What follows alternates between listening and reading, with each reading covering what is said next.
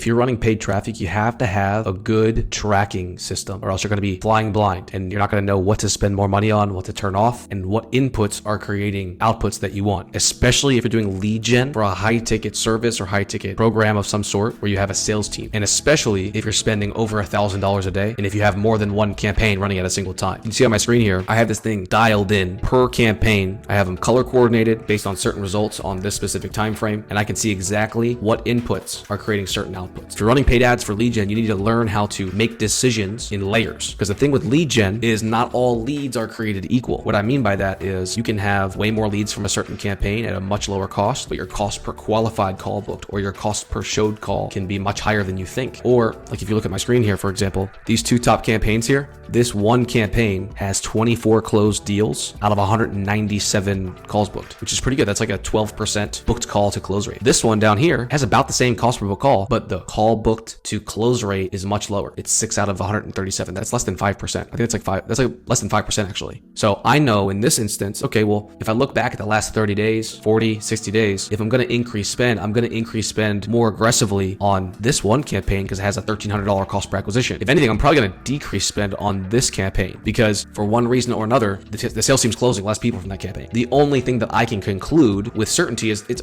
almost certainly that the people who have come through that campaign are lower quality. Now, sure, the closers might be closing better or worse, but if it's a long enough time horizon, remember, these two campaigns are being judged on the same time frame. All things considered, I can conclude that the people coming through this top campaign are higher quality, or at least easier to close than the people that are coming through this second campaign. If I don't have a good tracking system to actually find that conclusion and make this decision from, I'm going to be flying blind. My decisions are going to be random. I'm going to be much more inclined to make decisions based on my feelings, or best case scenario, I'm going to have to go spend hours digging in manually to find this information just to make a decision. When I can wake up on a Monday, my team already has this in here, and I can make decisions on this client's ad account in like minutes, 30 seconds.